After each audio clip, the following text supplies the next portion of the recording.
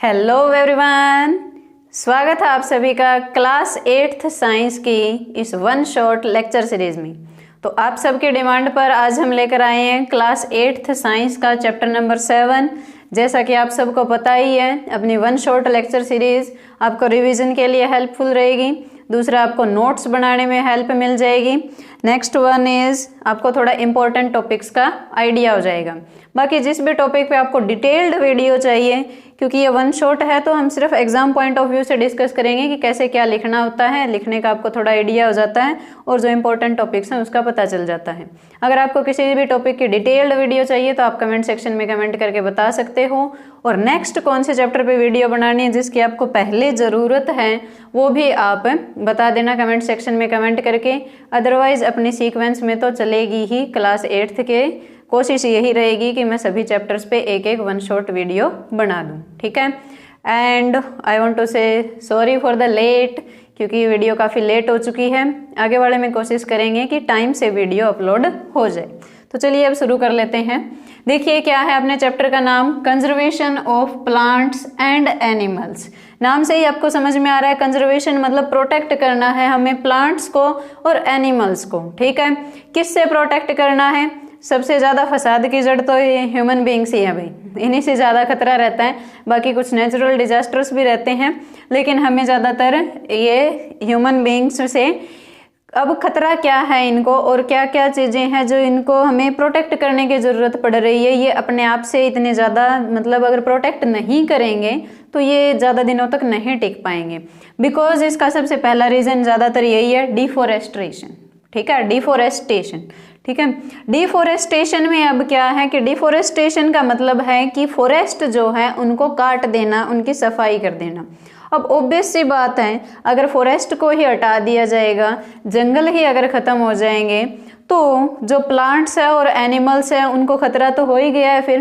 तो मतलब हमें ओवरऑल उन्हें कंजर्व करने की ज़रूरत है। तो चलिए वन बाय वन अब हम ज़्यादा अपने को टाइम वेस्ट नहीं करना, क्योंकि हम रिवीजन कर रहे हैं, फटाफट से करना है, तो ज़्यादा बातें नहीं करते। क्या है डिफॉरेस्ट्रेशन? क्या होता है देखो, द क्लियरिंग ऑफ फॉरेस्ट, की फॉरेस्ट को क्लियर कर देना, या फिर क्लियरिंग की जगह आप लिख सकते हो कटिंग ऑफ फॉरेस्ट, की फॉरेस्ट को कट कर देना ओवर अ वाइड एरिया, एक बहुत बड़े एरिया से फॉरेस्ट को हटा देना क्या कहलाता है? डिफॉरेस्टेशन। और दूसरा, अब हटाया क्यों है? क्योंकि वो एरिया या फिर वो जगह जो है वो हमें किसी और पर्पज के लिए यूज करनी है। क्लियरिंग देखो क्या है डेफिनेशन अपनी, the clearing of forest over a wide area and using this land for other purposes, और वो लैंड हमें अदर पर्पज के लिए यूज करनी है। अब वो पर्पज कुछ भी हो सकता है, वहाँ पे खेती करनी है, वहाँ पे फैक्ट्री लगानी है, वहाँ पे रोड बनाने हैं, कुछ भी काम रीजन हो सकता है वो, ठीक है। तो अब हमें देखना है, ये डिफॉरेस्टेशन की डेफिनेशन हो गई। अब डिफॉरेस्टेशन हो क्यों रहा है, कॉज क्या क्या है डिफॉरेस्टेशन के, ठीक है। तो देखिए हम कॉज देख लेते हैं। सबसे पहले अपने कुछ मैन मेड कॉजेज हैं कि इंसानों की वजह से जो बन चुके हैं कॉज, वो है। कुछ नेचुरल कॉज भी रहते हैं, वो भी देखेंगे क्या है। सबसे पहले देखिए कॉजेज ऑफ डिफॉरेस्टेशन, मतलब क्या क्या कारण है कि डिफॉरेस्टेशन हो रहा है, ठीक है। पहला reason, to obtain land for cultivation. Cultivation मतलब कल्टीवेशन की जगह आप अगर इसके वर्ड की जगह कल्टीवेशन, कल्टीवेटिंग लैंड हमें ज़्यादा चाहिए, मतलब एग्रीकल्चरल लैंड हमें ज़्यादा चाहिए। खेती बाड़ी के लिए हमें ज़मीन की ज़रूरत पड़ती है। तो वो एरिया हमें कैसे मिलेगा? जब हम फॉरेस्ट को वहाँ से हटा देंगे, उनकी सफाई कर देंगे, तो वो एरिया हम एग्रीकल्चर के लिए यूज कर सकते हैं। तो एक रीज़न ये हो सकता है कि कल्टीवेशन के लिए हमें लैंड चाहिए, एग्रीकल्चरल लैंड। दूसरा क्या है, to obtain land for making houses. अब जनसंख्या बढ़ रही है तो घरों की डिमांड भी बढ़ जाएगी, तो घर बनाने के लिए भी हमें ज़मीन चाहिए होगी, और वो ज़मीन कई बार फॉरेस्ट की कटिंग करके ऑब्टेन की जाती है। Third one, to obtain land for making factories, dams and roads. अब फैक्ट्री, डैम और रोड जो भी बन रहे वो हवा में तो बनेंगे नहीं, उनके लिए भी ज़मीन चाहिए। और कई बार इन पर्पज़ के लिए भी क्या किया जाता है, फॉरेस्ट की कटिंग कर दी जाती है। नेक्स्ट वन क्या है अपना, to obtain wood for fuel and furniture. ज़्यादातर लकड़ी का इस्तेमाल होता है एज अ फ्यूल, घरों में ईंधन के तौर पे लकड़ी का इस्तेमाल करते हैं। और दूसरी चीज क्या है, फर्नीचर। घरों के जो फर्नीचर होते हैं, जो सामान होता है, बेड, सोफा, कुर्सी, दरवाजे, ये सारी चीजें क्या वुड से बनी होती है। तो वो लकड़ी हमें कहाँ से मिलेगी, फॉरेस्ट से, ठीक है। उनकी कटाई ये फर्नीचर वगैरह बनाने के लिए जो लकड़ी चाहिए उसको ऑब्टेन करने के लिए भी की जाती है। लास्ट वन क्या, to fulfil the demand of increasing population. सारे फसाद की जड़ तो इंक्रीजिंग पॉपुलेशन ही है। जो पॉपुलेशन बढ़ रही है उनकी डिमांड को पूरा करने के लिए ही हमें डिफोरेस्टेशन करनी पड़ रही है। ये देखना है क्या, ये देख लो, चलो वैसे बता देती हूँ मैं। तो क्या है देखो, जो डिफोरेस्टेशन है, इंक्रीजिंग पॉपुलेशन ही क्यों है उसकी, मतलब मैं फसाद की जड़ क्यों बोल रही हूँ, क्योंकि देखो अगर पॉपुलेशन बढ़ जाएगी तो ऑब्वियस सी बात है खाने की डिमांड बढ़ जाएगी, फूड की डिमांड बढ़ जाएगी। अगर फूड की डिमांड ज़्यादा होगी तो हमें एग्रीकल्चरल लैंड ज़्यादा चाहिए होगी और उसके लिए हमें डिफोरेस्टेशन करना पड़ेगा। लैंड अगर चाहिए तो ज़मीन कहाँ से लाएंगे, अब वो डिफोरेस्टेशन से ही ज़मीन आती है। दूसरा, अगर पॉपुलेशन बढ़ जाएगी तो घर की डिमांड भी बढ़ जाएगी। अब इतनी सारी जनता, उसको रहने के लिए जगह तो चाहिए, तो घर बनाना शुरू कर देंगे लोग, तो ये मेकिंग हाउसेस, घरों की डिमांड बढ़ जाएगी। घर कैसे बनेंगे, जमीन होनी चाहिए। या फिर आजकल आपने देखा भी होगा जो ज्यादातर शहर है वहां पे ये घरों के लिए जो जमीन है उसका यूज कम मतलब इस्तेमाल करने के लिए क्या करते हैं, एक बहुत ऊंची ऊंची बिल्डिंगें बना देते हैं कि एक फैमिली नीचे रह रही होती है, उसके ऊपर दूसरी फैमिली, उसके ऊपर ऐसे, मतलब दूसरे फ्लोर पे वो ऐसे रह रहे होते हैं, ठीक है। थोड़ी सी एरिया में ज़्यादा पॉपुलेशन को शिफ्ट करने की कोशिश की जाती है। वो इसीलिए क्योंकि पॉपुलेशन बढ़ रही है, अगर उनको हर एक को मतलब ये ज़्यादा फ्लोर्स नहीं होंगे बिल्डिंग्स पे तो वो पूरी मतलब समाएगी नहीं धरती पे, ऐसे ही सोच लो, ऐसा ही कुछ सीन हो जाएगा। आगे वाला क्या है, अगर पॉपुलेशन बढ़ेगी तो ऑब्वियस सी बात है हर एक प्रोडक्ट की डिमांड बढ़ जाएगी। फॉर एग्जांपल मान लो आप एक बार के लिए साबुन, घरों में साबुन यूज़ करते हैं सभी, साबुन हो गया, शैम्पू हो गया, या फिर जो खाने पीने का सामान है, जो भी है, हर एक चीज़ की डिमांड बढ़ जाएगी। और अगर उनकी डिमांड बढ़ेगी तो ऑब्वियस सी बात है फैक्ट्रियां भी बढ़ जाएंगी, तभी तो वो फुलफिल हो पाएगी डिमांड। तो फैक्ट्रियां बनाने के लिए भी फिर हमें फॉरेस्ट की कटिंग करनी पड़ेगी। दूसरा, अगर पॉपुलेशन बढ़ गई तो फ्यूल और फर्नीचर की डिमांड भी बढ़ जाएगी। तो ओवरऑल मतलब देखा जाए तो निचोड़ अगर देखें हम तो ये क्या है, इंक्रीजिंग पॉपुलेशन की वजह से ही ज़्यादा, तो उसी की वजह से ये डिफोरेस्टेशन हो रहा है, ठीक है। बाकी ये रीजन्स आप लिख सकते हो इसमें। दूसरा, कुछ नेचुरल कॉजेज भी होते हैं। अब नेचुरल कॉजेज में क्या क्या आ जाएगा, नेचुरल कॉजेज में एक तो हो गया फॉरेस्ट फायर, ठीक है, एक ये भी लिख सकते हो आप, फॉरेस्ट फायर, कि जंगलों में अगर आग लग जाए तो भी जो है डिफोरेस्टेशन हो जाएगा। डिफोरेस्टेशन बेसिकली क्या, क्लियरिंग ऑफ फॉरेस्ट, की फॉरेस्ट वहां से क्लियर हो जाएगा। अब फॉरेस्ट में आग लगेगी कैसे, अब ऐसे समझो इसको कि गर्मियों में क्या होगा, पेड़ पौधे ऐसे पतझड़ का मौसम आते, पत्ते वगैरह सूख जाते हैं, ऐसा होता है, तो उसमें सूखे पत्ते जमीन पे गिरे हुए होंगे। अब जब बहुत ज्यादा गर्मी होगी तो उन पत्तों का टेम्परेचर जो है इग्निशन टेम्परेचर से थोड़ा सा हाई हो जाएगा। अब इग्निशन टेम्परेचर अगर आपने 6th चैप्टर में आया होगा आई थिंक, उसमें अगर आपको ध्यान है तो बहुत अच्छी बात है, वरना देख लेना, उसमें से पढ़ लेना, वरना 6th चैप्टर करवाएंगे तब बता देंगे। देखो क्या, फॉरेस्ट फायर की वो जो पत्ते होंगे उनका इग्निशन टेम्परेचर जो है बढ़ जाएगा, और इग्निशन टेम्परेचर बढ़ने के बाद वहां पर आग लग जाएगी। आग लगने के बाद क्या होगा, सारे आसपास के पौधे ही पौधे, चारों तरफ लकड़ी ही लकड़ी है, फ्यूल ही फ्यूल है, तो वो आग रुकने का नाम ही नहीं लेगी, वो बढ़ती ही चली जाएगी। और ऊपर से सूखी घास फूस, सूखे पत्ते नीचे जो होंगे वो उस फायर को और भी ज्यादा भड़काने का काम करेंगे एक तरीके से, ठीक है। तो फॉरेस्ट में, जंगलों में जब आग लग जाती है तो वो मतलब रोक पाना बहुत मुश्किल काम होता है, कई बार पूरे के पूरे जंगल ही तबाह हो जाते हैं, ठीक है। तो ये नेचुरल कॉज है, इसमें ह्यूमंस की कोई इन्वॉल्वमेंट नहीं है। दूसरा क्या होता है, ड्राफ्ट्स। ड्राफ्ट्स मतलब सूखा पड़ जाए, अकाल पड़ जाए। सूखा पड़ जाएगा तो क्या होगा, मान लो कई सालों से बारिश ही ना हो किसी एक पर्टिकुलर फॉरेस्ट के एरिया में, अगर कई सालों से बारिश नहीं होगी तो एक टाइम के बाद जो जमीन का पानी है, जमीन भी सूख जाएगी बिल्कुल, क्योंकि जो अंडरग्राउंड वाटर है वो भी कम हो जाएगा, उसका लेवल भी बहुत नीचे चला जाएगा, है ना। तो इसमें ड्राफ्ट्स में क्या होगा, पौधों को सिर्फ सनलाइट ही जरूरी नहीं है कि सिर्फ सनलाइट से ही उनका काम चल जाएगा, पौधों को वो भी तो चाहिए, वाटर भी तो चाहिए खाना बनाने के लिए। आपको पता भी होगा फोटोसिंथेसिस में वाटर की भी जरूरत पड़ती है, तो पौधे जो है अच्छे से ग्रो कर ही नहीं पाएंगे। एक टाइम के बाद क्या होंगे, प्लांट जो है वो सारे के सारे डेड हो जाएंगे। ठीक है, अगर प्लांट वहाँ के डेड हो गए तो जो एनिमल्स हैं, खास तौर पे जो हर्बीवोरस हैं, हर्बीवोरस मतलब जो सिर्फ प्लांट और प्लांट प्रोडक्ट्स को ही खाते हैं, तो वो भी क्या, वो तो प्लांट्स पे डिपेंड थे सारे, वो भी एक टाइम के बाद क्या हो गए, भूख के मारे वो भी मर जाएंगे। अगर हर्बीवोरस मर गए तो कार्निवोरस जो होंगे, कार्निवोरस मतलब जो सिर्फ ये मांस वगैरह खाते हैं, मीट खाते हैं, तो वो अगर हर्बीवोरस ही नहीं बचेंगे तो वो कार्निवोरस फिर शिकार किसका करेंगे, वो किसको खाएंगे। तो एक टाइम के बाद वो भी जानवर वहां से गायब हो जाएंगे। तो ओवरऑल हम कहने का मतलब क्या है, अगर प्लांट ही नहीं होंगे तो पूरा का पूरा फॉरेस्ट जो है वो तबाह हो जाएगा। ठीक है, तो ये था डिफोरेस्टेशन, उसके कॉजेज, कुछ मैन मेड कॉजेज भी हैं, और ये मैन मेड में ये सारे आ जाएंगे, कुछ नेचुरल कॉजेज भी हैं, जैसे कि for example forest fire and drafts. ठीक है, चलिए फिर नेक्स्ट देखते हैं, इसमें हम कंसीक्वेंसेस ऑफ डिफोरेस्टेशन। कंसीक्वेंसेस का मतलब क्या है कि इसके क्या क्या प्रभाव पड़ रहे हैं, क्या क्या नेगेटिव इफेक्ट्स हैं इसके, या क्या क्या पॉजिटिव इफेक्ट्स है, क्या क्या इसके असर हैं, वो देखने हैं हमें। ठीक है, तो चलिए देखते हैं।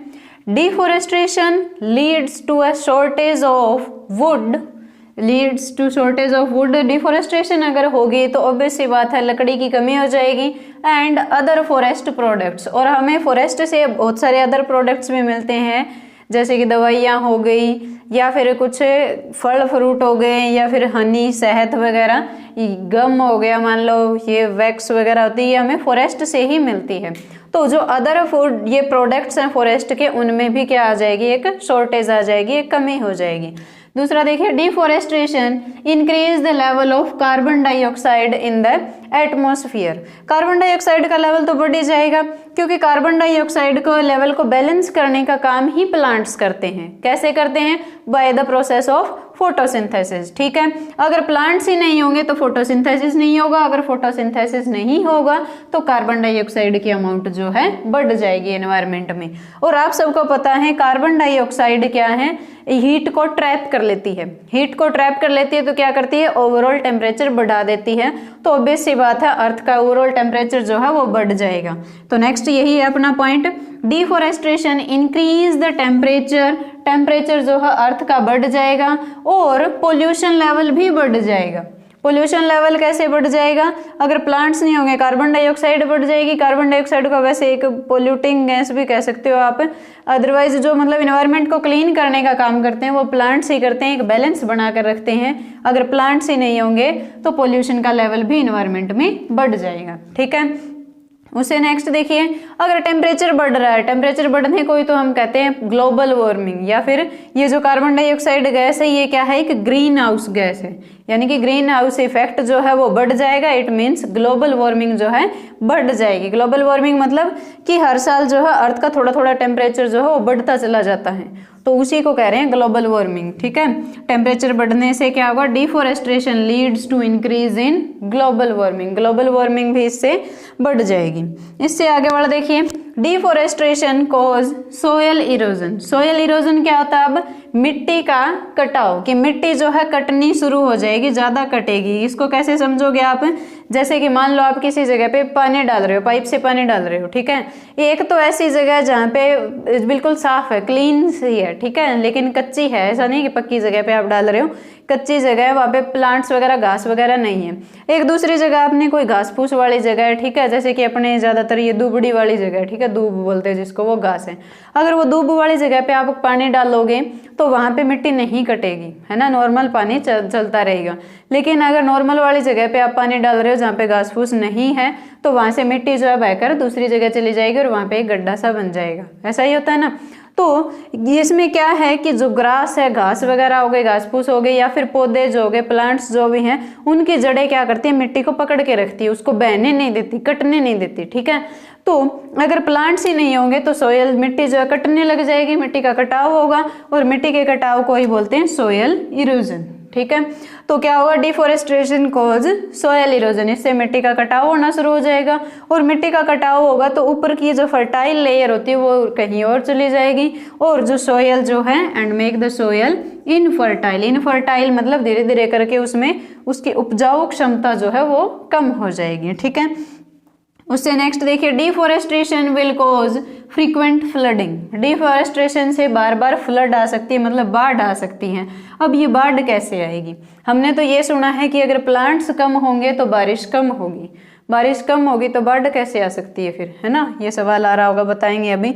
एक बार नेक्स्ट पॉइंट देख लेते हैं कि deforestation effects the water cycle. Water cycle पर असर आएगा क्योंकि ट्रांसपीरेशन, ट्रांसपीरेशन आपने नाम सुना भी होगा, प्लांट्स के पत्तों से क्या होता है, वाटर जो है भाप बनकर उड़ता रहता है और उस प्रोसेस को हम बोलते हैं ट्रांसपीरेशन। ठीक है, तो ट्रांसपीरेशन कम होगा तो ऑब्वियसली वाटर साइकिल में भी डिफरेंस ये इफेक्ट होगा, और टेम्परेचर भी इंक्रीज हो रहा है तो उससे भी वाटर साइकिल पर फर्क पड़ जाएगा।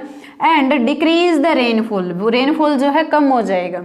रेनफॉल कम कैसे होगा कि एक पर्टिकुलर एरिया में मान लो प्लांट्स बहुत कम है तो वहां पे ट्रांसपीरेशन का जो वाटर था वो वाइपर्स में जो कन्वर्ट हुआ था वो अमाउंट कम हो जाएगी। अगर वो अमाउंट कम हो जाएगी तो उस एरिया में बादल भी, मतलब पानी वाले बादल भी कम हो जाएंगे और बारिश भी कम होगी। ठीक है, अगर बारिश कम होगी तो कई केसेस में ऐसा हो सकता है कि ड्राफ्ट्स आ जाए, मतलब सूखा पड़ जाए। ठीक है, नेक्स्ट वन क्या है, deforestation leads to the extinction. Extinction मतलब कि खत्म होना, कि हमेशा के लिए गायब हो जाना। एक्सटिंक्शन मतलब गायब हो जाना।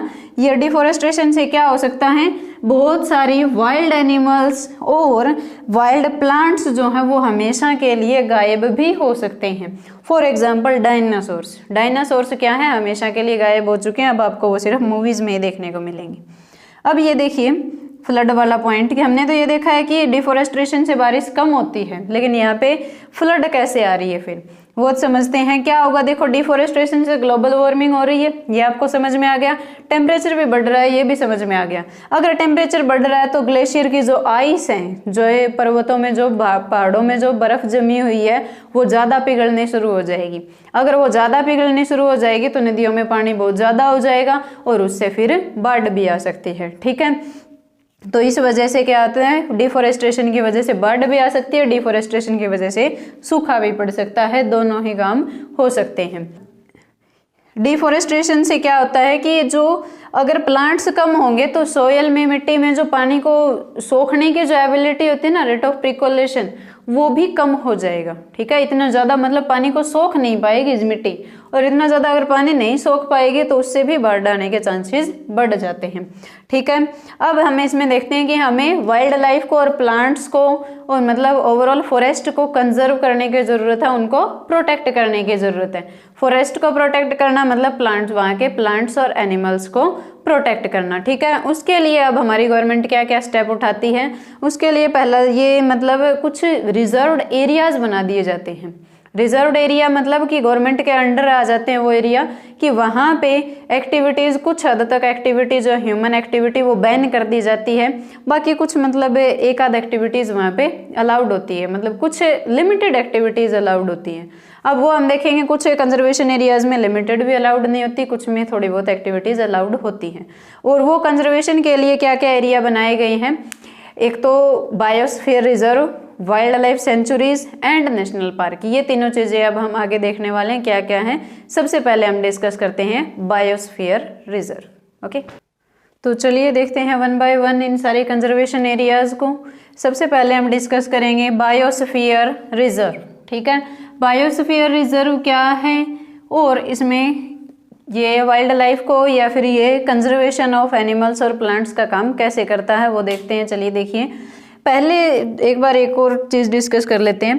पहले लोग क्या सोचते थे कि अगर वाइल्ड लाइफ को और इन प्लांट्स को अगर हमें कंजर्व करना है तो हमें ह्यूमन एक्टिविटीज को इसमें से पूरी तरीके से डिस्कनेक्ट कर देना चाहिए। ठीक है, लेकिन बाद में कुछ एक ऐसी थिंकिंग आई कि अगर मतलब हम मान लो पूरी तरीके से ह्यूमन एक्टिविटीज को बिल्कुल ही बैन कर दें इन पे, कंजर्वेशन ये फॉरेस्ट वगैरह पे, तो क्या होगा, हमारा जो इकोलॉजिकल सिस्टम है वो गड़बड़ी आ जाएगी, वो डाउन चला जाएगा। लेकिन हमें उसको भी मैनेज करना है और हमें फॉरेस्ट को भी मैनेज करना है, तो बीच का रास्ता है बायोस्फीयर रिजर्व। इसमें क्या होगा, ह्यूमंस की एक्टिविटी है उसमें भी, वाइल्ड लाइफ में भी, अगर मान लो वहां पे बिल्कुल एक्टिविटी को बैन कर दें तो क्या होगा, किसी बीमार पशु को हम ठीक भी नहीं कर पाएंगे, कुछ अलग प्लांट्स भी नहीं ग्रो कर पाएंगे, बहुत सारे उसके रीजन हो सकते हैं। तो बायोस्फीयर रिजर्व क्या करता है, एक बैलेंस बनाता है इकोलॉजिकल डेवलपमेंट में और वहाँ की बायोडाइवर्सिटी में। बायोडाइवर्सिटी मतलब वहाँ पे जो अलग अलग ऑर्गेनिजम्स पाए जाते हैं। Biodiversity means variety of organisms को बनाए रखता है, ऐसा नहीं कि एक पर्टिकुलर टाइप का ऑर्गेनिज्म ही बहुत ज्यादा अमाउंट में बढ़ा दिया हो, ठीक है। तो ये एक बैलेंस क्रिएट करता है। इसमें क्या है, बायोस्फीयर रिजर्व में ऐसा नहीं है कि ह्यूमन एक्टिविटी को पूरी तरीके से बैन कर दिया जाता है। इसमें यह है कि कुछ रिस्ट्रिक्शंस लगा दी जाती है, कुछ लिमिट्स लगा दी जाती हैं कि आप ये एक्टिविटी कर सकते हो, ये नहीं कर सकते। कुछ एरिया ऐसा होगा जहाँ पे बिल्कुल भी ह्यूमन एक्टिविटी नहीं होगी, उससे थोड़ा सा बाहर हो सकता है थोड़ी बहुत ह्यूमन एक्टिविटी हो। तो चलिए देखते हैं क्या है biosphere reserve. Biosphere reserve is a large protected area, एक बहुत बड़ा प्रोटेक्टेड एरिया है ऑफ लैंड। लैंड का किस लिए है प्रोटेक्टेड, किसके लिए, for the conservation of wild life, जो जंगली लाइफ है, जंगली जानवरों की या प्लांट्स हो गए, एनिमल्स हो गए, जो भी है, वाइल्ड लाइफ की कंजर्वेशन के लिए। And biodiversity, biodiversity means variety of organisms, ऐसा मतलब अलग अलग टाइप के ऑर्गेनिजम्स पाए जाते हैं, बहुत सारी वेराइटी होती है, उनको कंजर्व करना, ठीक है। And traditional life style of tribal peoples, जो ट्राइबल पीपल्स होते हैं या फिर कह सकते हो आप जो आदिवासी होते हैं, उनका जो अपना ट्रेडिशनल लाइफ स्टाइल है वो उसी लाइफ स्टाइल में अपना रहते हैं, उनको वहां से डिस्प्लेस नहीं किया जाता। वो जहाँ पे रह रहे हैं वहीं पे रहते हैं, लेकिन उनकी एक्टिविटी पे थोड़ी सी रिस्ट्रिक्शन लगा दी जाती है, उन पे मतलब वो मनचाही एक्टिविटीज वो नहीं कर पाते, थोड़ी बहुत रिस्ट्रिक्शन होती है, ठीक है। तो ट्राइबल पीपल की लाइफ में कोई डिस्टरबेंस नहीं की जाती, अगर वैसे देखा जाए तो वो भी वहाँ पे रह रहे होते हैं और कंजर्वेशन भी कर दी जाती है, ठीक है। क्योंकि ट्राइबल पीपल्स को अगर आप वहाँ से डिस्प्लेस कर दोगे, मान लो आदिवासियों को आपने कहा कि हम शहरों में ले आएंगे, तो अब एक नॉर्मल सी बात बताओ, हम लोग नॉर्मली गाँव में रहते हैं, अगर हमें किसी शहर में शिफ्ट कर दिया जाए तो हमें इतनी प्रॉब्लम होगी। और फिर तो वो तो आदिवासी हैं, वो नेचर में रहना चाहते हैं, अपने ट्रेडिशनल लाइफस्टाइल में रहते हैं, अगर उनको शहरों में ले आएंगे तो वो वहाँ पे सर्वाइव नहीं कर पाएंगे या फिर उनको बहुत ज़्यादा दिक्कतें हो जाएंगी, ठीक है। तो इसलिए उनके ट्रेडिशनल लाइफस्टाइल को एज इट इज़ रखा जाता है कि आप जहाँ रह रहे हो वहाँ अपने नॉर्मल रहते रहो, ठीक है। तो देखो बायोस्फीयर रिजर्व क्या है, एक लिमिट लगा देता है ह्यूमन एक्टिविटीज पे। तो इससे क्या होगा, ऐसा भी नहीं है कि बिल्कुल ही बंद कर दी, अगर बिल्कुल ही ह्यूमन एक्टिविटी नहीं होगी तो अपनी इकोलॉजिकल डेवलपमेंट जो है वो खतरे में आ जाएगी। तो दे मेक, या फिर दे मेक की जगह आप लिख सकते हो biosphere reserve make a balance, किस में बैलेंस बना के रखता है, ecological development and biodiversity. Biodiversity मतलब वेराइटी ऑफ ऑर्गेनिजम्स का भी ध्यान रखता है कि उनको भी कोई डिस्टर्बेंस नहीं होनी चाहिए, मतलब कोई खतरा ना हो, और इकोलॉजिकल डेवलपमेंट का भी ध्यान रखता है, ठीक है।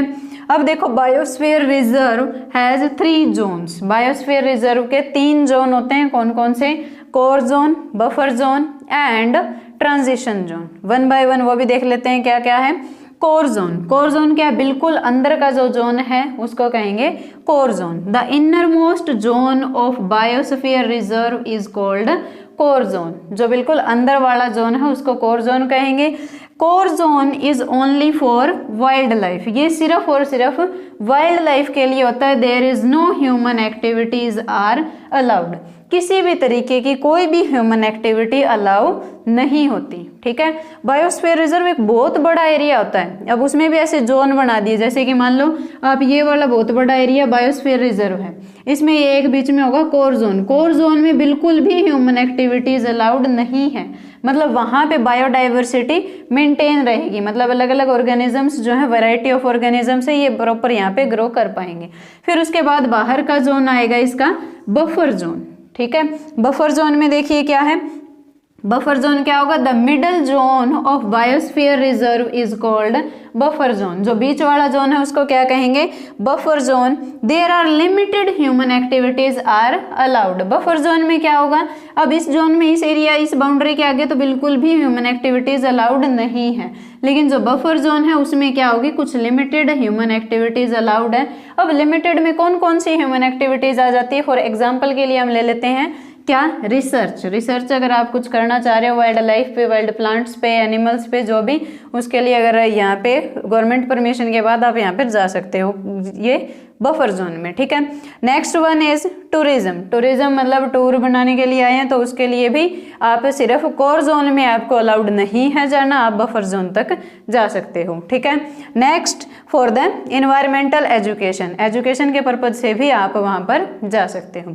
नेक्स्ट वन अपना आता है ट्रांजिशन जोन क्या है, the outer most zone of the biosphere reserve is called transition zone. जो बिल्कुल बाहर का जोन है इसको हम कहेंगे ट्रांजिशन जोन। और इस जोन में क्या है, some tribal people live in the transition zone जो कुछ ट्राइबल पीपल्स हैं, कुछ आदिवासी हैं जो कि ये ट्राइब इसमें ट्रांजिशन जोन में रहते हैं। अब उनको भी मतलब अंदर तक जाना अलाउड नहीं है, उनको अगर रहना मतलब यहाँ पे वो रह सकते हैं, अपने घर वगैरह बना सकते हैं, ठीक है। सिर्फ ट्राइबल पीपल्स जो आदिवासी हैं वो, ठीक है, अपने ट्रेडिशन को वो बचा कर रख सकते हैं, अपने थोड़े बहुत कोई छोटे मोटे घर वगैरह वहाँ पे बना सकते हैं। हु डिपेंड्स, अब ट्राइबल पीपल्स को रहने की इजाजत क्यों है, क्योंकि वो पूरी तरीके से डिपेंड करते हैं ऑन नेचुरल रिसोर्सेज, वो नेचुरल रिसोर्सेज पे पूरी तरीके से डिपेंड करते हैं, वो अपने ट्रेडिशन को फॉलो करते रहते हैं। और उनके लिए क्या है, वहां पे some limited activities are allowed to tribal peoples को कुछ लिमिटेड एक्टिविटीज अलाउड हैं। अगर मान लो आप ट्राइबल पीपल्स को यहाँ पे रहने की परमिशन तो दे दी, लेकिन कुछ भी एक्टिविटी नहीं करने दोगे वहाँ पे, कि कुछ भी एक्टिविटी आप यहाँ पे नहीं कर सकते, तो उनका खाना पीना कैसे होगा, उनको भी खाना बनाने के लिए लकड़ी की जरूरत पड़ती होगी, वो उनको कहाँ से मिलेगी। तो वो चीज़ें मतलब कुछ लिमिटेड एक्टिविटीज़ जो उनकी रोज़मर्रा की ज़िंदगी के लिए ज़रूरी हैं, वो कुछ एक्टिविटीज़ उनको अलाउड कर दी जाती हैं, ठीक है, किनको, ट्राइबल पीपल्स को। अब इसका मतलब ये नहीं है कि कुछ एक्टिविटी अलाउड कर दी, वो वहाँ से लकड़ी काट सकते हैं, मान लो कुछ लिमिटेड से ही सूखे पेड़ वो काट सकते, तो काट के बेच दी वहाँ से, ऐसी अलाउड नहीं है, लिमिटेड अलाउड है। तो क्या है देखो आगे, no commercial exploitation of natural resources are allowed, कोई कमर्शियल एक्सप्लॉयटेशन अलाउड नहीं है। घर बनाने की परमिशन दे दी, इसका मतलब ये नहीं है वहाँ आप फैक्ट्री खोल के बैठ जाओ, ठीक है, या फिर आप वहाँ पे रोड बना दो, डैम बना दो, ये ऐसी एक्टिविटीज़ जो है वहाँ पे अलाउड नहीं है। और ये ऐसा भी नहीं कि लकड़ियाँ काट के वहाँ से बेच दो, तो वो मतलब सिर्फ उन आदिवासी लोगों के लिए है कि उनको अब वे पूरी तरीके से डिपेंड करते हैं नेचुरल रिसोर्सेज पे, तो उनकी रोज़मर्रा की ज़िंदगी में कोई फ़र्क ना हो, तो इसीलिए उनको थोड़ी बहुत वैसे फिशिंग वगैरह भी कर सकते हैं वो। और खेती बाड़ी के लिए जहाँ पे मतलब थोड़ी बहुत ज़मीन जहाँ पे उपजाऊ होती है, तो वो कुछ उनको लैंड दे दी जाती है कि यहाँ पे आप इतने एरिया में आप खेती बाड़ी कर सकते हो, ताकि उनको खाने के लिए कुछ मिल जाए, तो कुछ एक एक्टिविटीज़ उनको अलाउड कर दी जाती हैं, लेकिन कोई कमर्शियल एक्टिविटी वहाँ पे अलाउड नहीं है, ठीक है। तो चलिए अब देखते हैं अपना नेक्स्ट टॉपिक। देखिए, there are 18 biosphere reserve in India में टोटल कितने बायोस्फीयर रिजर्व्स हैं, 18 हैं, जिसमें से अपने वैसे क्लास 8th के सिलेबस में एक कोई हम डिस्कस करते हैं ज़्यादातर, वो कौन सा है, पंचमढ़ी बायोस्फीयर रिजर्व। कहाँ पे है ये, मध्य प्रदेश में है, ठीक है। अब बायोस्फीयर रिजर्व एक बहुत बड़ा एरिया होता है, इसमें वाइल्ड लाइफ सेंचुरी भी आ सकती हैं, और इसमें कुछ नेशनल पार्क्स भी आ जाते हैं, ठीक है। तो पंचमढ़ी बायोस्फीयर रिजर्व जो कि मध्य प्रदेश में, इसमें क्या क्या 2 वाइल्ड लाइफ सेंचुरीज आती हैं और एक नेशनल पार्क आता है, ठीक है। In Pachmarhi biosphere reserve there are 2 wild life sanctuaries and 1 national park. Wild life sanctuary कौन कौन सी है, बोरी सेंचुरी एंड पंचमढ़ी सेंचुरी, ठीक है। नेशनल पार्क कौन सा है इसमें, सतपुरा नेशनल पार्क, ठीक है, याद रह जाएगा ना बिल्कुल अच्छे से कि ये पंचमढ़ी बायोस्फीयर रिजर्व कहाँ पे है, मध्य प्रदेश में है। इसमें 2 वाइल्ड लाइफ सेंचुरी आती है और एक नेशनल पार्क आता है। दोनों वाइल्ड लाइफ सेंचुरी कौन कौन सी है, बोरी सेंचुरी और पंचमढ़ी सेंचुरी। दूसरा नेशनल पार्क जो है अपना, एक नेशनल पार्क होता है, वो कौन सा है, सतपुरा नेशनल पार्क, ठीक है। और इसी के साथ एक और, चलो मध्य प्रदेश के देख ही रहे हैं, तो मध्य प्रदेश में एक और बायोस्फीयर रिजर्व है, कान्हा बायोस्फीयर रिजर्व, ठीक है, वो भी मध्य प्रदेश में आता है। बाकी अगर आप देखना चाहते हो तो अपने सिलेबस में तो है नहीं, बाकी आप अगर इच्छा जाग रही है तो आप गूगल करके देख सकते हो, ठीक है। चलिए फिर अगला अपना टॉपिक देखते हैं अब हम, क्या वाइल्ड लाइफ सेंचुरीज क्या होती हैं, ठीक है। तो चलिए देखते हैं वाइल्ड लाइफ सेंचुरी क्या होती है। वाइल्ड लाइफ सेंचुरी एक ऐसा एरिया है जो प्रोटेक्शन प्रोवाइड करता है वहाँ के वाइल्ड एनिमल्स को और प्लांट्स को, और ज़्यादा इसमें कुछ मतलब कॉम्प्लिकेटेड सा नहीं होता। जिस तरीके से बायोस्फीयर रिजर्व में 3 लेयर जोन होती हैं इसके, या फिर 3 लेयर बोल लो, उस तरीके से उसमें अलग अलग जोन वगैरह कुछ नहीं होते, ठीक है। सिर्फ एक एरिया डिसाइड कर दिया जाता है कि वहाँ पे किसी भी तरीके की कोई किलिंग, कोई पोचिंग। अब पोचिंग क्या होता है? पोछा मारना नहीं होता, पोचिंग क्या होता है कि अवैध शिकार कह सकते हो, या फिर गैर कानूनी शिकार, जिन जानवरों का मतलब अलाउड नहीं है और उनका शिकार कर लिया जाए, वो होता है पोचिंग, ठीक है। तो देखो वाइल्ड लाइफ सेंचुरी में उसकी तरह मतलब कोई जोन वगैरह नहीं है, सिर्फ एक एरिया डिसाइड कर दिया कि यहाँ पे जो है हंटिंग वगैरह अलाउड नहीं है, ठीक है। इलीगल एक्टिविटीज वहाँ पे अलाउड नहीं होती। तो देखिए wild life century provide protection and suitable living conditions. जो लिविंग कंडीशंस मतलब वहाँ की है वो मतलब चेंज नहीं होती, वो जो कंडीशंस है उसी कंडीशंस में जो है वाइल्ड एनिमल्स जो सर्वाइव करते रहते हैं। तो वाइल्ड लाइफ सेंचुरी क्या प्रोवाइड करती है? उनको एक प्रोटेक्शन प्रोवाइड करती है और एक सूटेबल लिविंग कंडीशन तो वो उनकी थी वहाँ पे। और प्रोटेक्शन मतलब वहाँ पे हंटिंग वगैरह को बैन कर दिया जाता है। देखिए किलिंग, कैप्चरिंग मतलब पकड़ लेना जानवरों को, एंड पोचिंग मतलब गैरकानूनी शिकार करना, ठीक है। End of animals is strictly prohibited मतलब पूरे मतलब उसके लिए सजा हो सकती है, आपको जेल जाना पड़ सकता है अगर आपने वहां पर कोई शिकार करने की कोशिश की है तो ये स्ट्रिक्टली प्रोहिबिटेड मतलब सख्त तौर पे मना किया जाता है कि यहाँ पे ऐसी कोई एक्टिविटीज अलाउड नहीं है। तो चलिए थोड़ा सा हल्का सा डिफरेंस देख लेते हैं कि वाइल्ड लाइफ सेंचुरी और बायोस्फीयर रिजर्व में क्या डिफरेंस है, दोनों में फर्क क्या है। पहला डिफरेंस तो आप ये भी लिख सकते हो कि वाइल्ड लाइफ सेंचुरी एक मतलब बायोस्फीयर रिजर्व के कंपैरिजन में थोड़ा कम एरिया होता है, ठीक है। क्योंकि बायोस्फीयर रिजर्व में हमने अभी पीछे एक एग्जांपल देखा था बायोस्फीयर रिजर्व का, क्या था? पंचमढ़ी बायोस्फीयर रिजर्व, जिसके अंदर 2 ये वाइल्ड लाइफ सेंचुरी आ गई थी, ठीक है। तो मतलब ऐसे एरिया वाइज देखा जाए तो बायोस्फीयर रिजर्व का एरिया ज्यादा होता है comparative to the wild life sanctuary. एक ये डिफरेंस भी लिख सकते हो आप, area of the wild life sanctuary is comparatively less than the biosphere reserve, और इसमें फिर लिख दोगे area of biosphere reserve is comparatively larger than the wild life sanctuary, ठीक है। देखिए अब पहला अपना पॉइंट क्या है, wild life sanctuaries are the places where wild animals are क्या लिख दिया मैंने, protected in their natural habitat, protected, ठीक है, protected in their natural habitat, उनको उनके नेचुरल हैबिटेट में प्रोटेक्ट किया जाता है, मतलब वहां पे हंटिंग वगैरह ये किलिंग वगैरह अलाउड नहीं होती, ठीक है। सिर्फ उनके प्रोटेक्शन का काम किया जाता है कि ह्यूमन एक्टिविटीज को वहां पे बैन कर दिया जाता है।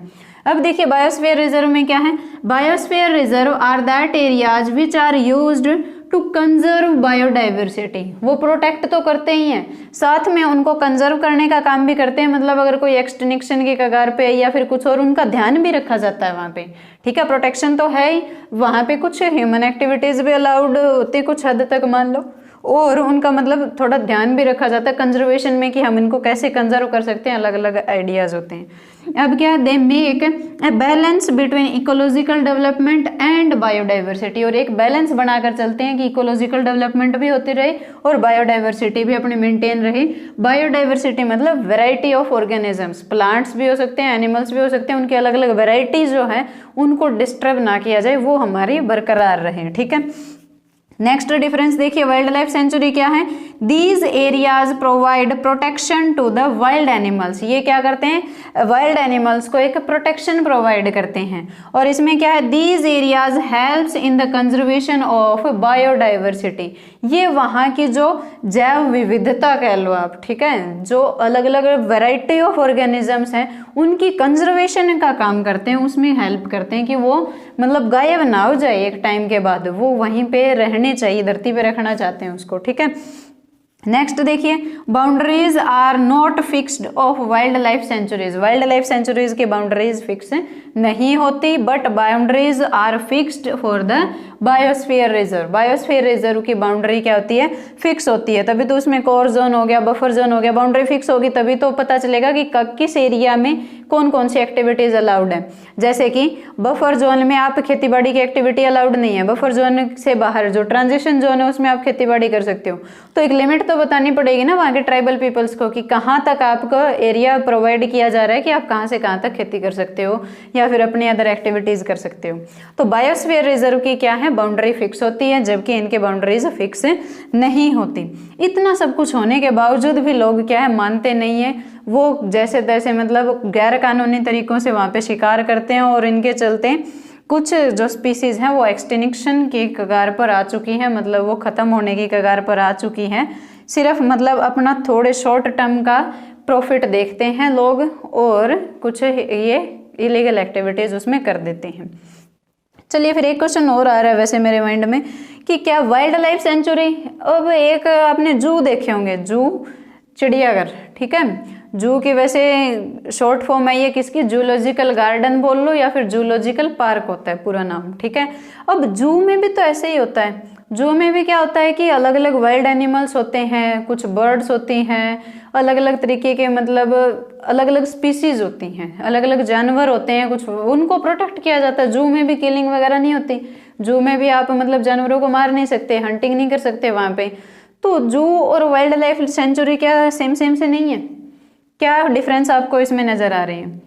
तो डिफरेंस इसमें क्या है, जू में तो एक तरीके से जानवरों की कैद होती है, जबकि ये वाइल्ड लाइफ सेंचुरी में क्या है, उनको उनका नेचुरल हैबिटेट दिया जा रहा है कि वो जहाँ पे है वो वहीं पे रहे, ठीक है।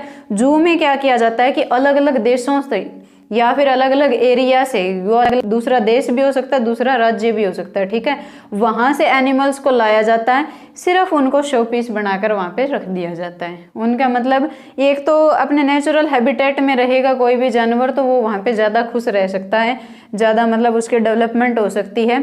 अगर उनको हम एक पिंजरे में कैद कर देंगे, भले ही उनको खाना पीना सब कुछ मिल रहा है, आप सोच के देखो आपको किसी एक कमरे में रख दिया जाए, बस वहां से आपको बाहर नहीं निकलना, जरूरत का सारा सामान आप तक पहुंचा दिया जाए, तो आपकी जिंदगी कैसी हो जाएगी?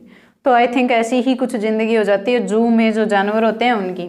लेकिन वाइल्ड लाइफ सेंचुरी में ऐसा कुछ भी नहीं है। वाइल्ड लाइफ सेंचुरी में ऐसा नहीं है कि दूर दूर से जानवरों को लाया जाता है और उस एरिया में रखा जाता है।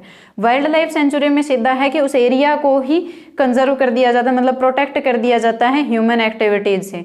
अब वहां पे अलग अलग जगहों से लाया नहीं जाता, वहां पे उनकी कैद नहीं है, वो अपने नेचुरल हैबिटेट में रह रहे हैं, वो पहले की तरह रह रहे हैं। उल्टा उनको थोड़ी और प्रोटेक्शन मिल गई कि ह्यूमन का जो डिस्टर्बेंस थी वो अलाउड नहीं है वहां पे। और जू तो क्या है, एक टूरिज्म का प्लेस है, एक दिखाने का कि वहां पे टूरिस्ट आते हैं, विजिटर्स आते हैं। लेकिन वाइल्ड लाइफ सेंचुरी में ऐसा कुछ भी नहीं है। वाइल्ड लाइफ सेंचुरी में अगर आपको टूरिज्म के लिए जाना है या विजिट करना है तो आपको परमिशन मिलना वैसे मुश्किल हो जाता है, मिल जाती है वैसे परमिशन, लेकिन इतना ज़्यादा नहीं है जैसे जू तो एक मतलब प्लेस ही हो गया लोगों के टूर के लिए, ठीक है। तो चलिए फटाफट से इन सब डिफरेंस को लिख के भी देख लेते हैं कि वाइल्ड लाइफ सेंचुरी और जू में क्या क्या डिफरेंस है, ठीक है। तो चलिए देखते हैं वाइल्ड लाइफ सेंचुरी और जू में क्या क्या डिफरेंस है। वाइल्ड लाइफ सेंचुरी क्या है, it is a natural habitat, कि जिस हैबिटेट में वो पहले जीव जानवर जो भी थे वाइल्ड एनिमल्स रह रहे थे उनको उसी हैबिटेट में रखा जाता है, उनको वहां से डिस्प्लेस नहीं किया जाता या फिर कहीं और से जानवर लाकर वहां नहीं रखे जाते, ठीक है। जू क्या है, zoo is a artificial habitat, artificial habitat है जहाँ पे हम जानवरों की कैद कर देते हैं, उनको केज में रखा जाता है, ठीक है। Second one is it contains native animals of that area, native animals of that area मतलब वहाँ पे जिस उस एरिया में पाए जाने वाले जो जानवर हैं वही रहते हैं वहाँ पे। जबकि जू में क्या है, अब शो पीस बनाकर रख दिया जाता है वहाँ पे उनको, तो अलग अलग वैरायटी रखते हैं वो, तभी वो ज़्यादा फेमस होंगे। तो animals brought from different parts of the country, animals जो अलग अलग पार्ट्स से, कंट्री के अलग अलग पार्ट से लाकर जू में एक जगह पे रख दिए जाते हैं, एक जगह पे मतलब वैसे उनके अलग अलग केज होते हैं, ठीक है। नेक्स्ट क्या, it is an area where wild animals are protected in their natural habitat. ये वाइल्ड लाइफ सेंचुरी क्या है, उनको प्रोटेक्ट किया जाता है, प्रोटेक्शन वहां पे भी है, जू में भी है प्रोटेक्शन, वहां पे भी उनको मारा नहीं जाता, ऐसा नहीं है लाकर मार दिया जाता है, लेकिन एक तरीके से कैद हो जाती है जानवरों की, ठीक है। लेकिन यहाँ पे क्या है, protected in their natural habitat, उनको प्रोटेक्शन यहाँ पर भी मिल रही है लेकिन उनके नेचुरल हैबिटेट में। जू में क्या है, zoo is an area where animals are kept for public exhibition, सिर्फ और सिर्फ उनको पब्लिक एग्जीबिशन के लिए रखा जाता है, लोगों को दिखाने के लिए।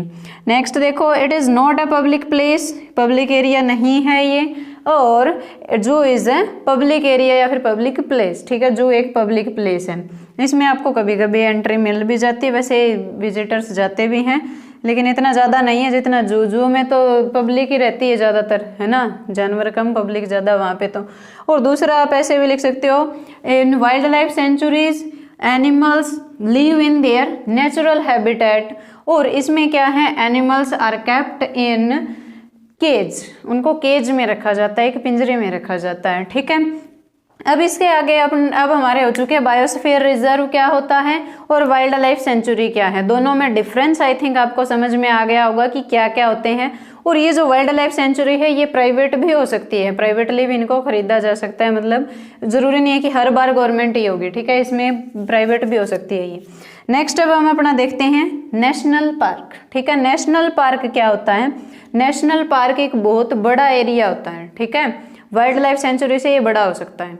क्यों बड़ा क्यों रखना पड़ता है इसको, क्योंकि इसमें पूरे के पूरे इकोसिस्टम को कंजर्व किया जाता है। पूरे के पूरे इकोसिस्टम को कंजर्व करने का मतलब क्या है, इकोसिस्टम मतलब वहाँ का जो भी एरिया है, वहाँ के जो फिजिकल कंडीशंस है वो भी उसमें शामिल हो जाती हैं। जैसे कि वहाँ के इकोसिस्टम के दो कंपोनेंट्स होते हैं मेनली, बायोटिक कंपोनेंट्स और एबायोटिक कंपोनेंट्स। बायोटिक कंपोनेंट्स में तो जितने भी लिविंग ऑर्गेनिज्म है वो आ जाएंगे सारे, चाहे वो छोटे हों, बड़े हों, प्लांट्स हों, एनिमल्स हों, कुछ भी हो, माइक्रो ऑर्गेनिज्म हो, जितने लिविंग ऑर्गेनिज्म है वो बायोटिक कंपोनेंट्स में आ जाएंगे, ठीक है। एबायोटिक कंपोनेंट में वहाँ का फिजिकल इन्वायरमेंट आ जाता है। फिजिकल इन्वायरमेंट मतलब वहाँ की मिट्टी, सोयल, वाटर वगैरह की जो भी एबिलिटी हो, कैपेसिटी है वहाँ पे, जो भी पानी है जितना भी, और ये एयर वहाँ का टेम्परेचर, वहाँ का एनवायरनमेंट, ये सारी चीज़ें एबायोटिक कंपोनेंट्स में आ जाती हैं। लेकिन अगर ये सब नहीं होगा तो क्या वो मतलब बायोटिक कंपोनेंट्स हो सकते हैं वहाँ पे, सर्वाइव कर सकते हैं? नहीं कर सकते। एक मतलब सूटेबल फिजिकल एनवायरनमेंट भी चाहिए होगा उनको वहाँ पे रहने के लिए।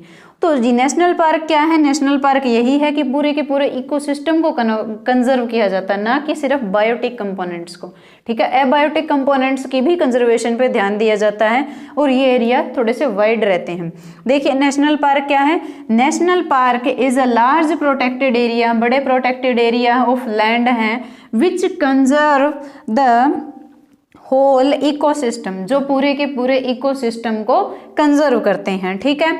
दे कंजर्व फ्लोरा फोना, ये यहाँ के फ्लोरा और फोना को कंजर्व करते हैं। फ्लोरा क्या होती है, वहाँ के प्लांट्स के जो स्पीसीज है जो उस पर्टिकुलर एरिया में पाए जाते हैं, प्लांट्स, उनको कहते हैं कि उस एरिया के वो फ्लोरा है। फोना क्या है, जो उस पर्टिकुलर एरिया में एनिमल्स पाए जाते हैं कि इस एरिया में पाए जाते हैं वो वहाँ के फोना होते हैं, ठीक है। लैंडस्केप, वहाँ की जमीन को भी, और हिस्टोरिक ऑब्जेक्ट्स, हिस्टोरिक ऑब्जेक्ट्स जितने भी, मान लो कोई गुफाएं हैं पुराने जमाने की, कुछ पत्थरों पे जैसे आदि मन होते हैं उनकी चित्रकारी की होती है, तो उन चीज़ों को डिस्ट्रॉय नहीं किया जाता, उनको एज इट इज रखा जाता है। ऐसा नहीं है कि वहां से उनको हटा दिया जाता है, ठीक है।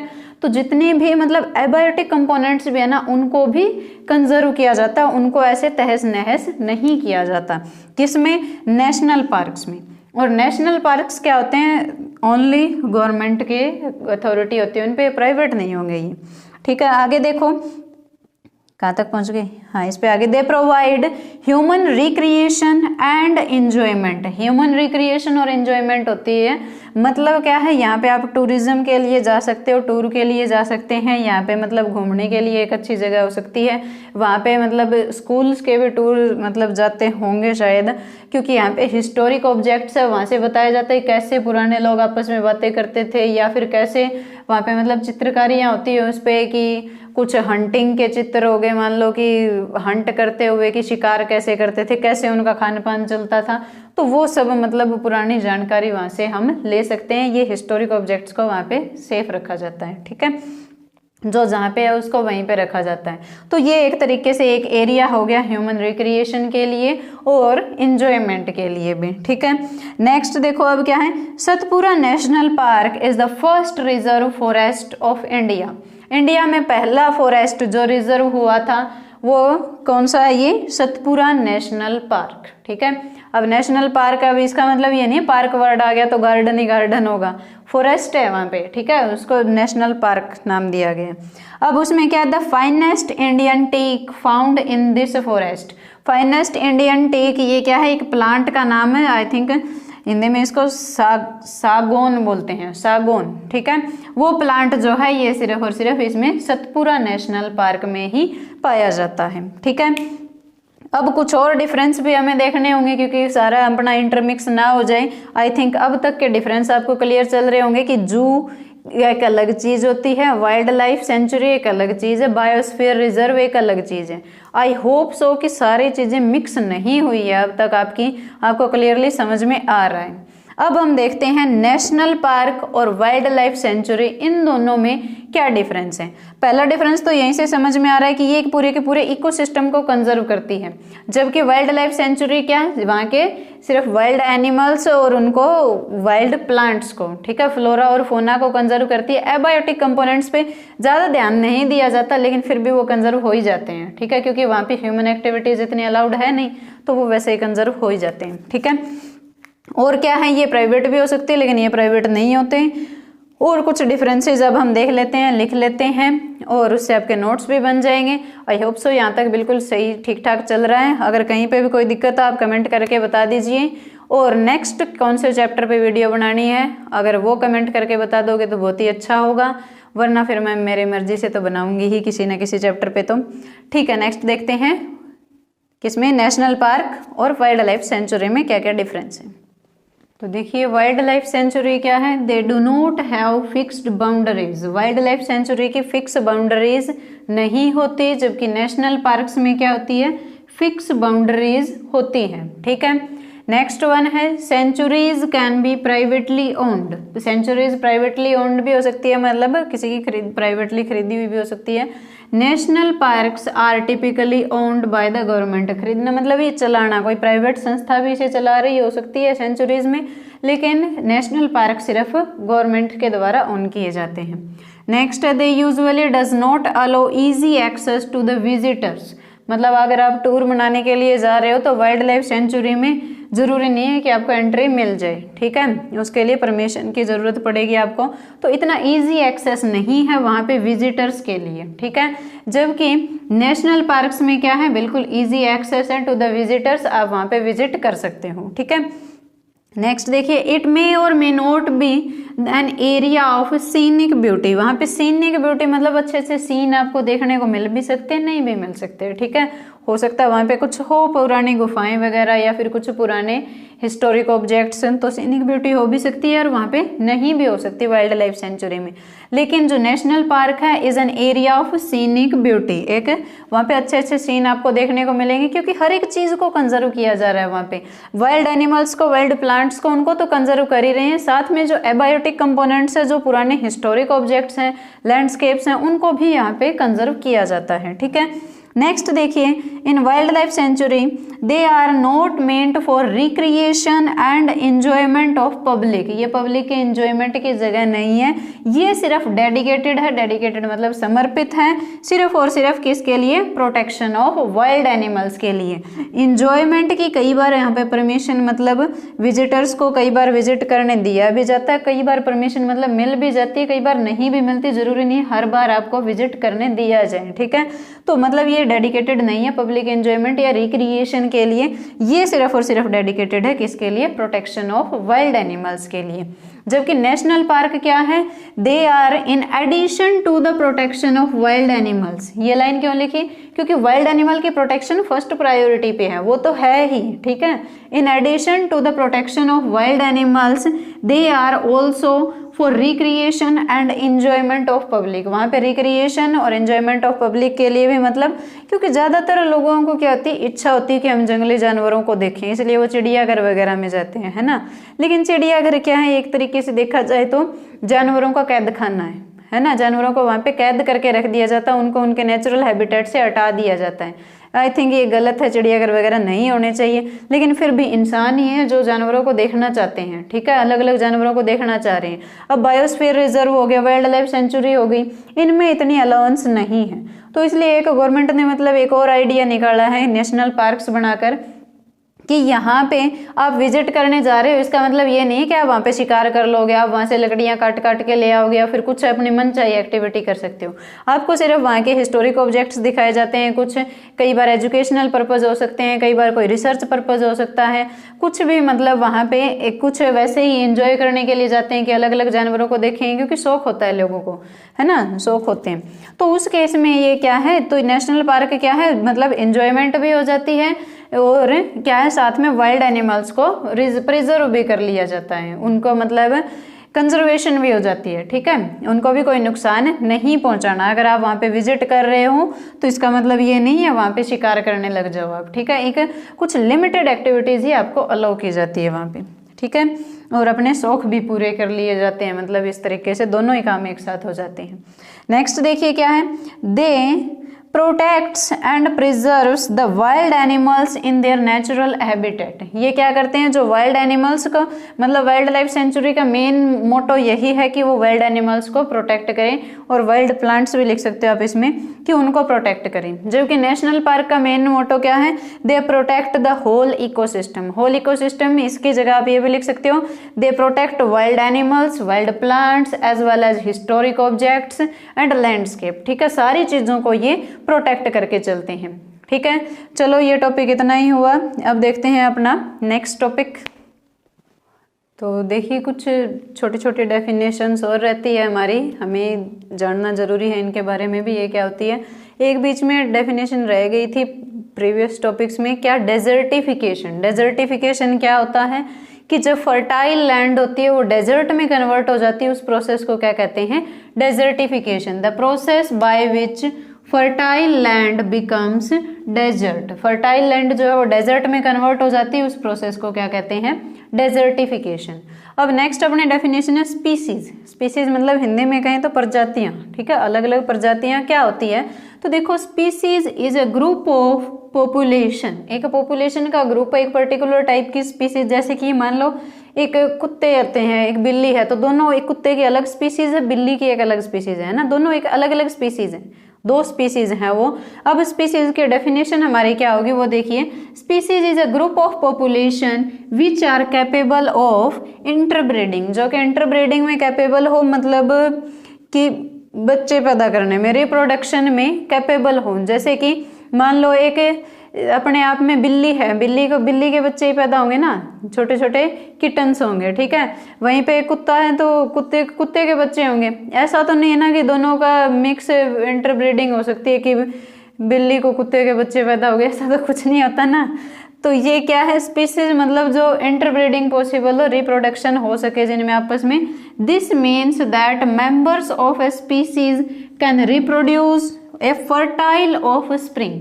फर्टाइल ऑफ स्प्रिंग का मतलब क्या है, यहाँ पे आपने तो अब तक फर्टाइल लैंड ही सुना है कि उपजाऊ वो लैंड होती है।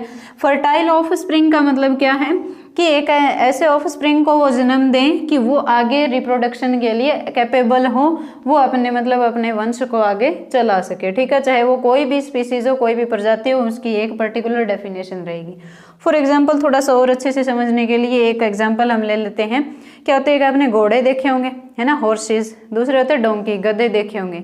एक बीच वाली आपने देखी होगी खच्चर, खच्चर बोलते हैं जिसको, है ना, इंग्लिश में कहेंगे तो उसको क्या कहेंगे, म्यूल। म्यूल एक स्पीसीज नहीं है। म्यूल एक स्पीसीज में क्यों नहीं आता, क्योंकि हॉर्सेज की एक अपनी एक स्पीसीज है, ठीक है, वो एक प्रजाति है। डोंकी हो गया, डोंकी एक स्पीसीज, अलग स्पीसीज है, वो उनकी एक अपनी प्रजाति है। म्यूल कैसे पैदा होते हैं, हॉर्स और डोंकी की क्रॉस ब्रीडिंग से, मतलब ना ही तो वो घोड़े के बच्चे हैं ना ही वो गधे के बच्चे हैं, वो दोनों की क्रॉस ब्रीडिंग की वजह से म्यूल पैदा हो जाते हैं। और म्यूल होते हैं इनफर्टाइल। इनफर्टाइल का मतलब ये फर्दर रिप्रोडक्शन नहीं कर सकते, ठीक है, तो ये म्यूल एक स्पीसीज में नहीं आता, ठीक है। तो एक स्पीसीज क्या होती है जिनमें इंटरब्रीडिंग पॉसिबल हो, और एक ऑफ स्प्रिंग है जो हो वो फर्टाइल ऑफ स्प्रिंग हो, ठीक है। नेक्स्ट देखिए एंडेंजर्ड स्पीसीज। एंडेंजर्ड स्पीसीज कौन सी होती है, those species which are facing the danger of extinction. Extinction मतलब कि वो धीरे धीरे गायब हो सकती हैं, ठीक है, उनको मतलब खतरा है गायब होने का, कि अगर उनकी तरफ ध्यान नहीं दिया गया या फिर थोड़ा सा और उनको मतलब परेशान कर दिया, ऐसे समझो, हल्का सा अगर उनको परेशान किया तो वो दुनिया से हमेशा हमेशा के लिए खत्म हो जाएंगी। फॉर एग्जाम्पल इसमें आप एग्जाम्पल लिख सकते हो राइनासोर्स, ठीक है, और आपकी बुक में बहुत सारे एग्जाम्पल आपको मिल जाएंगे। नेक्स्ट देखिए एक्सटिंक्ट स्पीसीज। एक्सटिंक्ट स्पीसीज कौन सी होती है? वो स्पीसीज जो वैनिश हो चुकी हैं अर्थ से, पूरी तरीके से अर्थ से गायब हो चुकी है। इसके एग्जाम्पल में आप लिख सकते हो डायनासोर्स, ठीक है, दोनों अलग अलग बोले मैंने। इसका एग्जाम्पल है राइनासोर्स और इसका डायनासोर्स। डायनासोर्स जो वो हमेशा के लिए गायब हो चुके हैं। नेक्स्ट एक अपने पास एक और वर्ड भी आता है रेड डाटा बुक। ये रेड डाटा बुक क्या है? ये एक ऐसी बुक है जो एंडेंजर्ड स्पीसीज का रिकॉर्ड रखती है कि कौन कौन सी स्पीसीज जो है वो खत्म होने वाली है, उनका एक रिकॉर्ड रखती है, जिससे कि हमें मतलब पता भी चल जाता है कि इनकी तरफ हमें ज्यादा ध्यान देने की जरूरत है।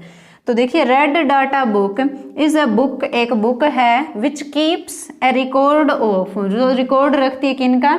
एंडेंजर्ड स्पीसीज का। एंडेंजर्ड स्पीसीज में एनिमल्स की भी हो सकती है वो स्पीसीज, प्लांट्स की भी हो सकती है या फिर कोई अदर स्पीसीज भी हो सकती है, ठीक है, उनका वो पूरा रिकॉर्ड रखती है। और ऐसा भी हो सकता है कि एनिमल्स की अलग अलग मतलब स्पीसीज के लिए अलग अलग बुक्स हो सकती है, जरूरी नहीं है कि कोई एक ही बुक होगी, ठीक है। अब एक दो डेफिनेशंस और रहती है हमारी, चलिए वो भी हम फटाफट से देख लेते हैं।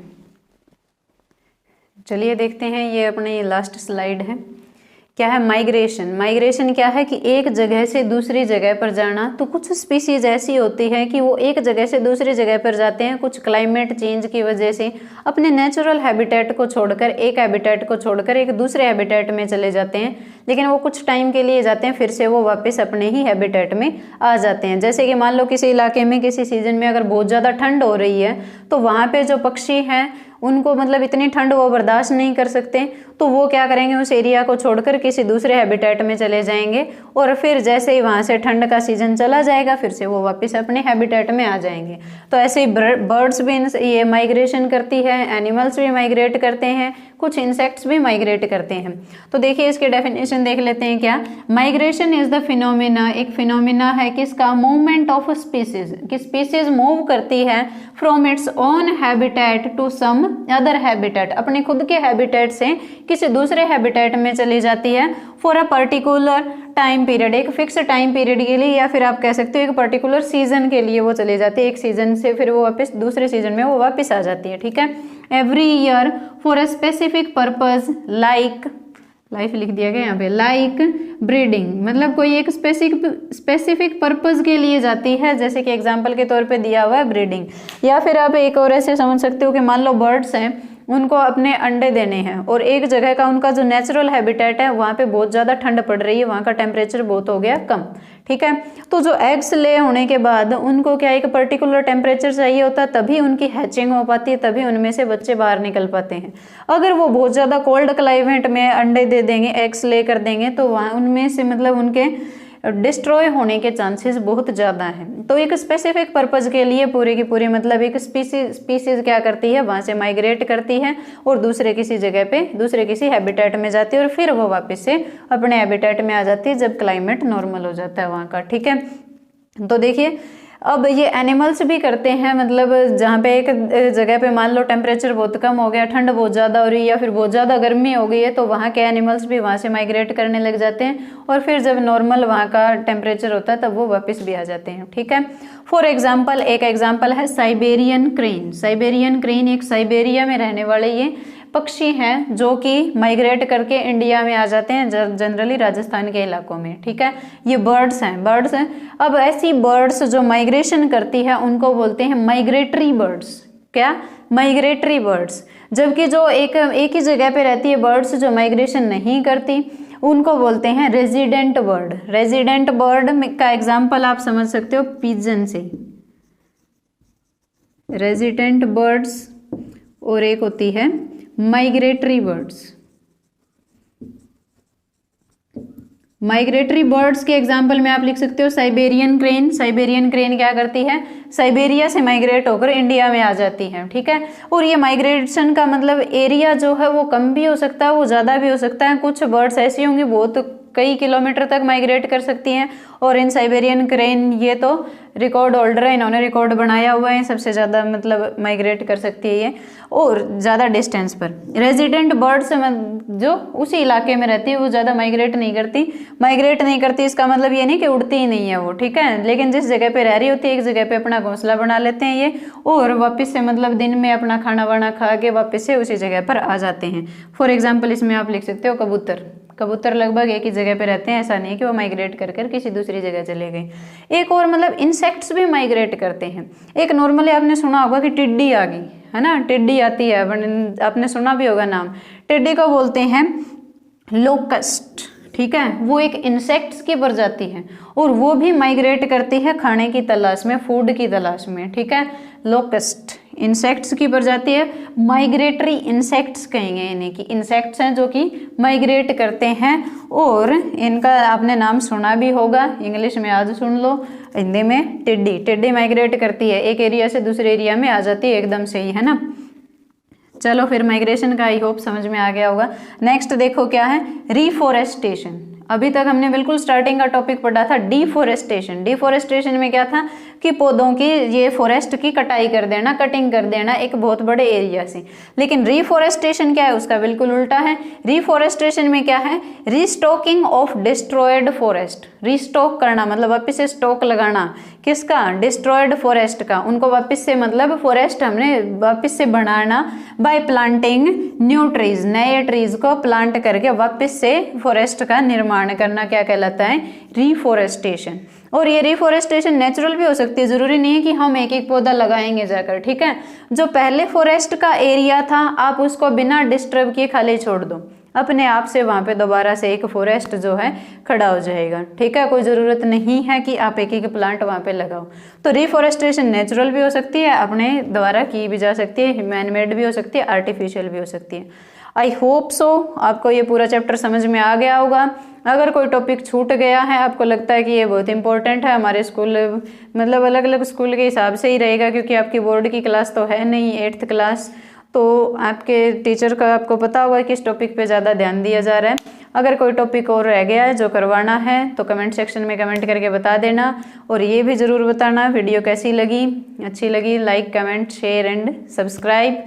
और नेक्स्ट किस टॉपिक पे वीडियो बनानी है, कौन से चैप्टर पे बनानी है, अगर ये आप बता दोगे तो बहुत अच्छा होगा, अदरवाइज फिर मैंने बनानी तो है ही, ऐसे तो छोड़ेंगे नहीं हम आपको, ठीक है। चलो आज के लिए इतना ही, मिलते हैं अगले लेक्चर में, तब तक के लिए बाय, टेक केयर।